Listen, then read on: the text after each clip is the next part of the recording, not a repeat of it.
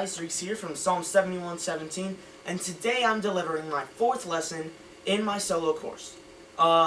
If you're watching this course with the intention of writing a speech, which I hope you are because that's kind of why I started this, but if you're writing this course with the intention of writing a speech, if you started this course with the intention of writing a speech, then you should already have your final draft, really. You should be ready to stand up and give this speech in a church or a devo, and today that's what we're going to be talking about. We are going to be talking about presentation, or delivering a speech. This may be my last lesson in my solo course. I mean, once you're done writing the speech and coming up with the topic and the introduction and the outline, final draft, and delivering, I mean, there's not really much more you can do. I may add another lesson on, like, how to differentiate a speech for the pulpit to a speech for a devo, and then maybe another one on, like, writing for different cultures, because I've had to write puppet scripts for a bunch of different places, Alaska, Montana, and Jamaica, and none of those three places are going to get the same types of jokes and references, so you gotta make sure that you can laugh at that. But today, we are just beginning the fourth lesson on delivering a speech. So, I'm gonna put you in a scenario. It's Sunday morning, and you're about to deliver your speech. So, you go and sit down, you know? So, it's the song right before the lesson, so you're seated up on the front row. And my eyes let me see. So you're sitting on the front row, and the final song, or the song before the lesson, ends. So, you grab your Bible, and your notes, if you have notes, and you walk up in front of the pulpit. And already, you've given your audience a first impression of how seriously you're taking your job. As you may have noticed, with my change of apparel, your clothes can have a big effect on what your audience thinks of you, and as a result, your lesson. If you go up into the pulpit on a Sunday morning wearing a t-shirt and jeans, people aren't going to think they're taking your job very seriously. So, once you're up in the pulpit, you've already given your audience something to think about based on your apparel. So, once you're up in the pulpit, you begin your lesson. And I would advise beginning with your introduction. Just don't even say anything, I was in a desperate situation, as soon as you're up. You can add a, "Good morning, it's good to see everybody," and that would work too. But, as I've advised against in a lot of my videos, do not get up and say, "Good morning, today we'll be talking about the armor of God." That instantly loses everybody's attention. You want to make sure that you hook them with your introduction, which is why I like to call it the hook. So, I'm actually going to go sit back down on my front row. We're going to end the song again, and I'm going to come back up. Be right back. And my eyes let me see. Good morning. It's good to see everybody this morning. I'd like you to picture this. You're alone on a battlefield. An enemy army has invaded your country, and your army is the only thing that stands between them and domination. Your army has held out fairly well in this battle, each man doing his own part. But now was the final desperate lunge from the enemy, and they were giving everything they had. You casually glance to the side and realize your second in command has been killed. You realize it's up to you to defend your army. If you fall, so will your army, and eventually your country. The enemy senses this, and begins to focus their attack on you. They send a mighty warrior to kill you. This guy's 7 foot tall, heavily armed, and heavily armored. However, you're not worried. You are an expert warrior yourself. You've read the combat handbook a million times, and you've never missed a practice. This is going to be an easy fight for you. It's going to be fun. But as this giant of a man approaches you and raises his sword, you realize you've left your own sword and armor back home. You have nothing to defend yourself with, and because of that, your country's going to fall. What? What happened? Why did you lose? You went to every practice, and you read the combat handbook. What went wrong? Why? Why did your country fall? It's because you weren't prepared. This lack of preparation is what lost you this battle. You could have been the best swordsman in the world, and you still would have lost. You could have written the combat handbook, and you still would have lost, because you weren't prepared. Now, while this situation seems improbable, if not impossible, allow me to assure you this sort of thing does happen almost on a daily basis. I'm not talking literally. I'm not talking people forgetting their weapons and armor on the way to battle. I doubt that happens very much.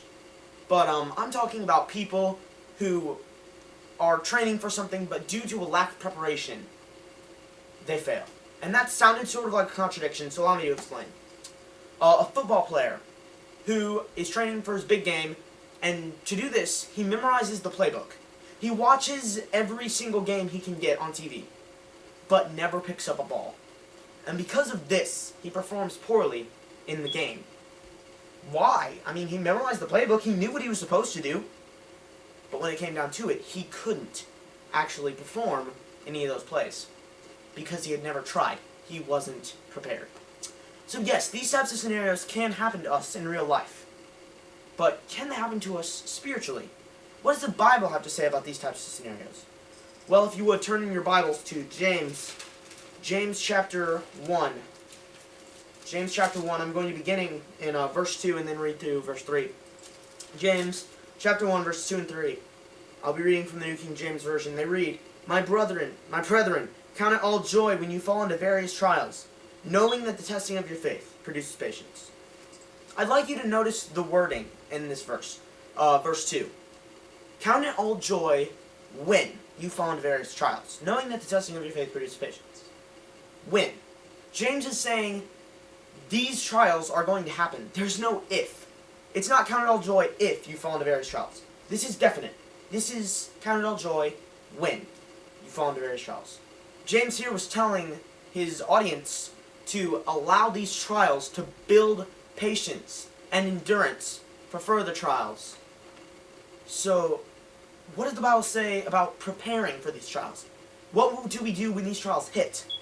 Well, thankfully, the Bible covers this as well. If you would, turn a couple pages back to Ephesians chapter 6. Ephesians 6, verses 13 through 17 read, therefore, take up the whole armor of God, that you may be able to withstand an evil day, and having done all, to stand.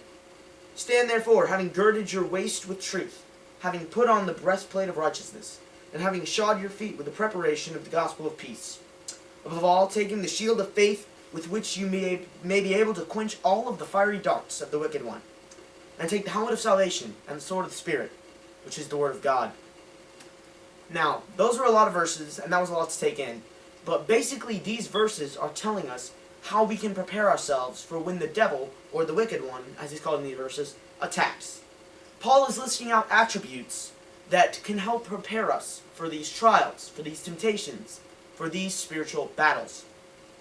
If you look, the very first attribute mentioned is peace. Yes, peace. No, truth, excuse me. Is truth. And it's described as a belt.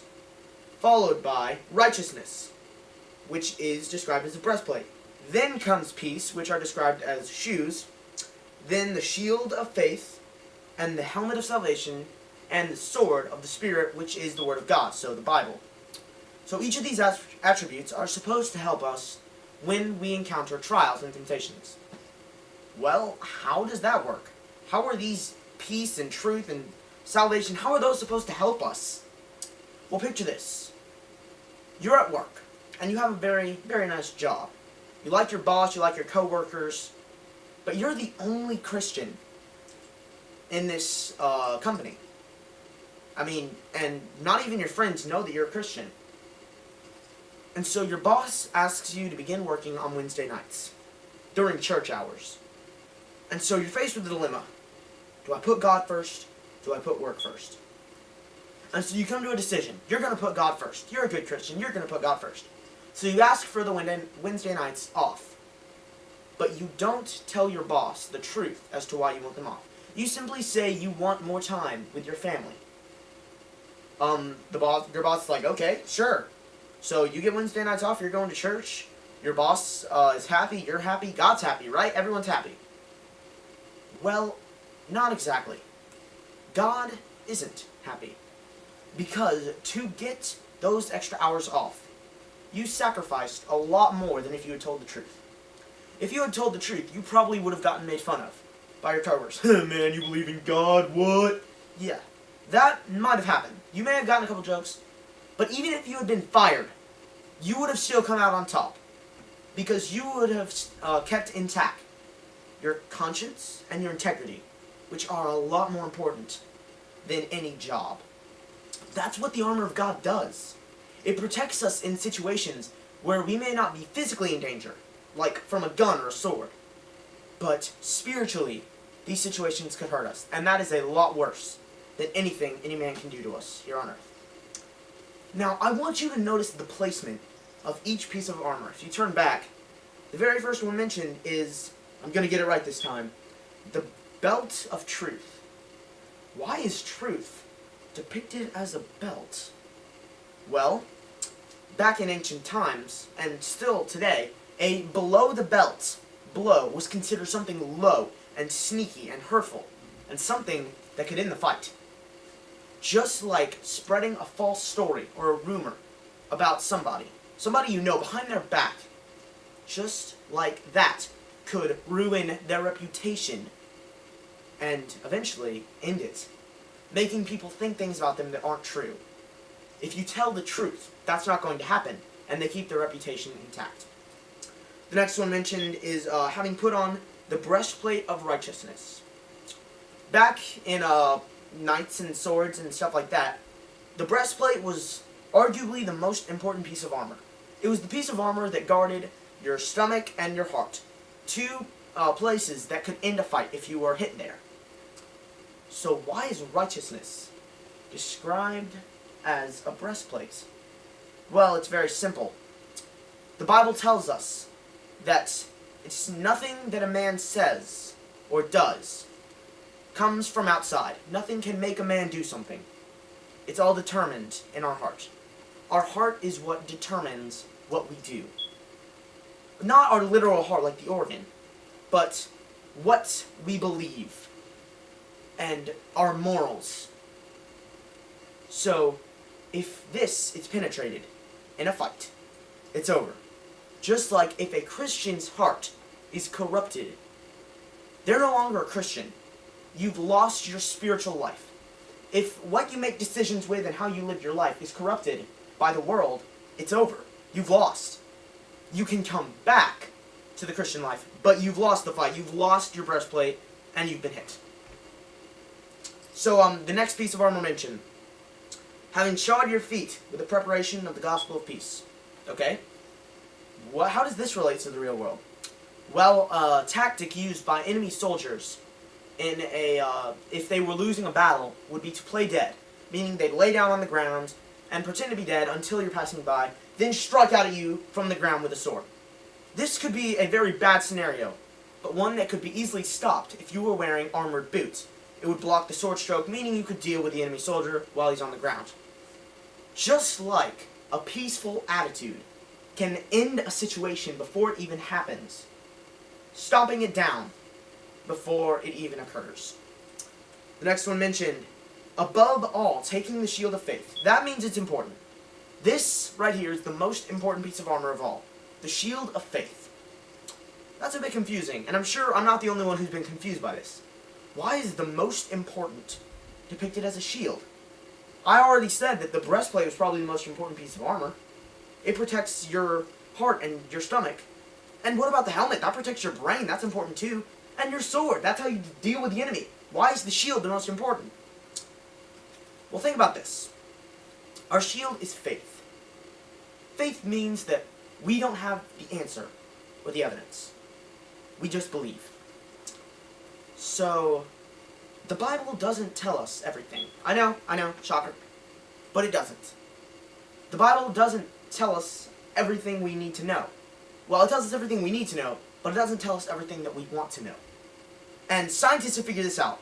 So they use tactics on Christians like, oh, well, if the Earth is so young, then how come we can see starlight from stars millions of light years away? It would take millions of years for it to get here, and yet we can see it. Or, if Jesus was just a man, how could he live a perfect life? The Bible doesn't tell us the answer to these questions. And so, we have to rely on faith. We don't know the answer. So we use faith as our shield to block these. We say, you know what? I really don't know the answer to that question. But I believe in God. I believe He knows what's best. And I'm going to put my hope, my trust in Him. And so, a shield, just like if a shield is used correctly, it can block enemy attacks. If faith is used correctly, we can answer any question. With hope, with trust, and with faith. The next piece of armor is the helmet of salvation. Okay? So why is the helmet, what guards the brain, depicted as salvation?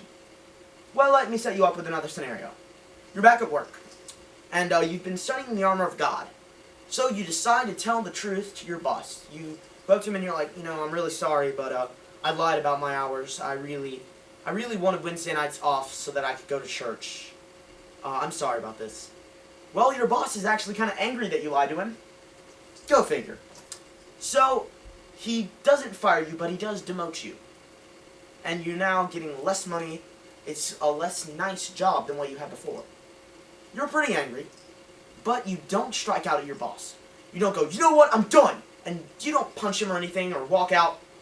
You know what, you just shake your head and go to your new office, where you're doing your less enjoyable job. And all that time you're thinking, man, my boss makes me so mad. And so you're thinking all these bad things about him. Looking back on that scenario, did you sin? Did you actually physically go against the Bible? You never struck out at your boss. You didn't walk out on him. You didn't punch him. You just thought things about him. Bad things. Is that sin? Well, actually it is. If you are still at Ephesians chapter 6, turn back a couple of pages to Ephesians chapter 4. We'll be starting in verse 1 and then going on to verse 2. I, therefore, the prisoner of the Lord, beseech you to walk worthy of the calling with which you are called, with all lowliness and gentleness, with long suffering, bearing one another in love. Just thinking those bad things about your boss automatically broke the command found in verse 2. With all lowliness and gentleness, with long suffering, bearing one another with love. You thinking those things about your boss didn't mean you were bearing him in love. You never struck out at him. You didn't walk out on him. You just weren't long-suffering. You didn't bear him with love. And because of that, you were sinning. That's what salvation does for us. Just a thought can be construed as a sin. Paul tells us to keep our minds on things that are holy. But that's impossible. We can't think holy all the time. Our minds are going to wander. And so, that is sin. But salvation is what covers that. Salvation is what says, look, no one is perfect. That's where Jesus' blood comes in. That is why we are saved. The final piece of armor is actually not a piece of armor as it would be viewed in a battle scenario. Verse 17, and take the helmet of salvation and the sword of the Spirit, which is the Word of God. Okay, what? Time out. Why is the Bible construed as our only weapon in the armor of God? The only weapon we're really given is the sword. Why is it the Bible? Well, to understand that, we need to understand what the enemy's weapons are. The enemy uses things like temptations and trials, and they try to make us leave the faith with these. They try to make us sin, and they try to make us give up on God. So it would only make sense that our weapon would make them try to come to God. So with our weapon, we're not only weakening the enemy in numbers, but we're also growing ours by getting more believers. It's called evangelism. Now, as I close, I would like to stress something. I'm sure there are a couple people in the audience this morning who may have left the fight, thinking they'll be replaced by someone younger, someone older. It's not their job anymore. They're done.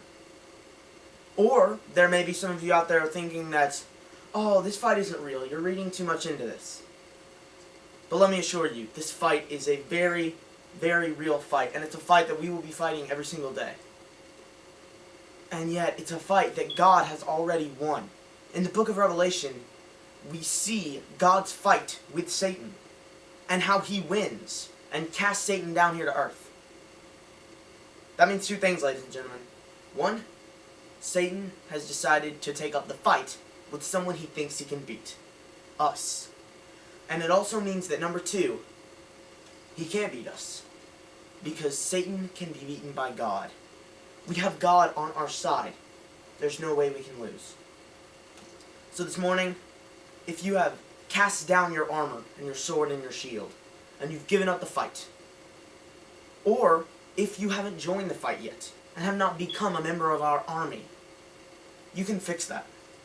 You can take up that final piece of armor, the helmet of salvation, and become one of us through the waters of baptism. This morning, if you would like the prayers of the congregation, if you haven't been living in the way that you think you should, or if you want to be baptized in the name of the Father, and the Son, and the Holy Spirit, please come forward as we stand and as we sing.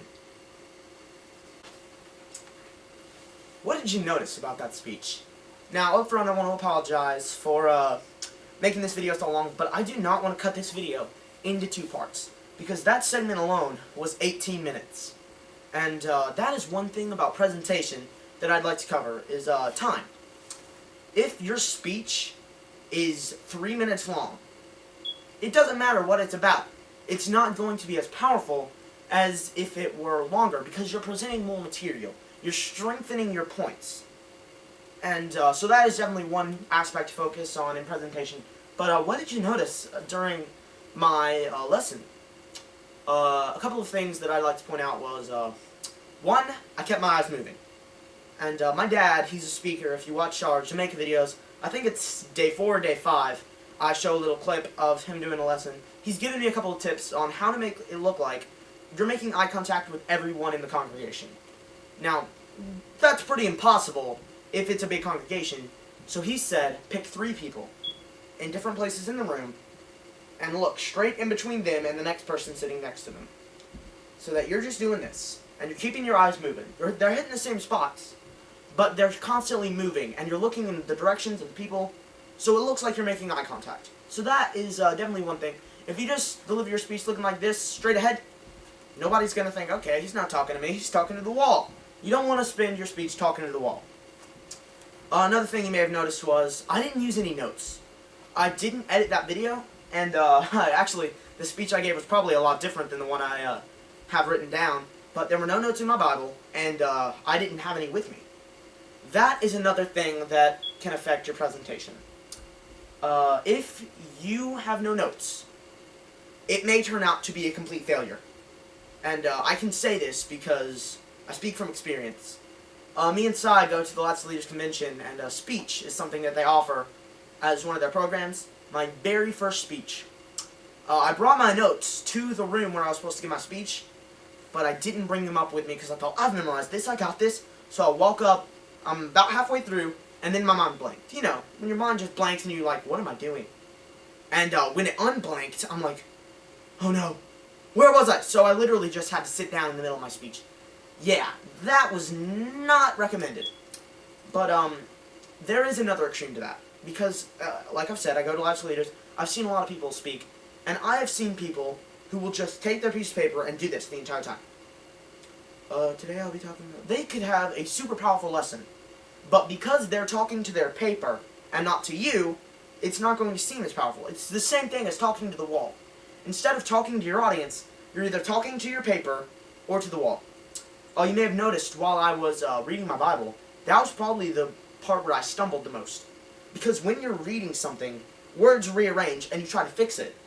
But when you're just talking and letting it go and letting it flow and go free, you're forming the words in your mind. So it doesn't matter if something's already written down. What you say, you say. You're not going to try to correct it.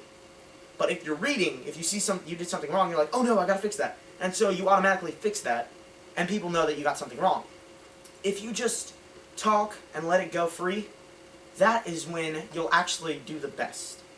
I would recommend bringing up an outline, your outline from my second solo course video. You can bring up an outline, and you can bring up like maybe a note card. In Little Mountain Preacher Camp, you have about a week to prepare an 8 to 10 minute speech, and the only notes you're allowed to have are a note card with your major points on it. and it's possible. My Jesus Life in the Violin lesson I did, that was my Little Mountain speech, and I did it. I didn't even use the note card, actually. I had it written down, but I never used it, because I had it so ingrained in my mind. I studied it for about an hour or two a day, and by then I already knew it. So, it's not impossible to memorize your lesson. And I would highly recommend doing that, as it makes it a lot more powerful than if you're constantly looking down at notes. So that's another aspect of delivery.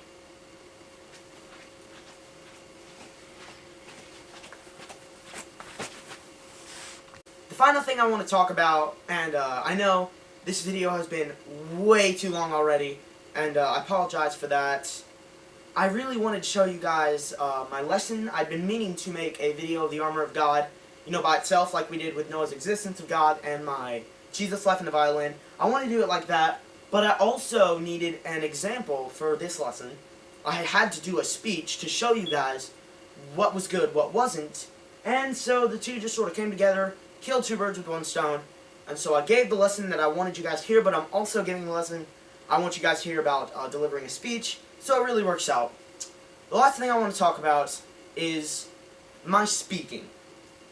If I had done everything right, if I was looking at the audience, if I didn't have any notes, and I was all dressed up, but I talk like this, and I know you really can't hear what I'm saying right now, but this is my lesson, this is my message. You probably didn't even just hear what I said. If you're too quiet, too timid, and you're lacking confidence, then your lesson's not going to be powerful.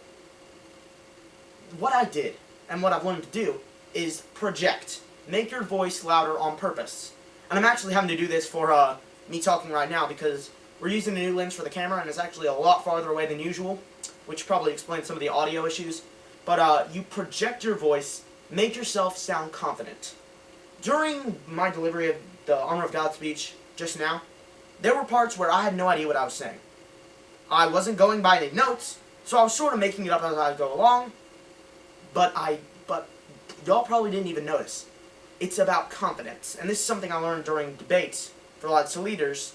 After you present your arguments, you have like a 5-minute break to present your rebuttals, and 5 minutes isn't enough time to write a 3-minute rebuttal. So you've got to go up there, and no matter how terrified you are, no matter how much you don't know what you're saying, you remain confident. You go, our opponents said this, but in reality, and you just make it up as you go along. If you have something already prepared in your mind, great, do that. But even if you have no idea what you're saying, sound confident. Project, and make sure everyone can hear you. Because when you're delivering a lesson on Sunday morning, your lesson has got to be powerful.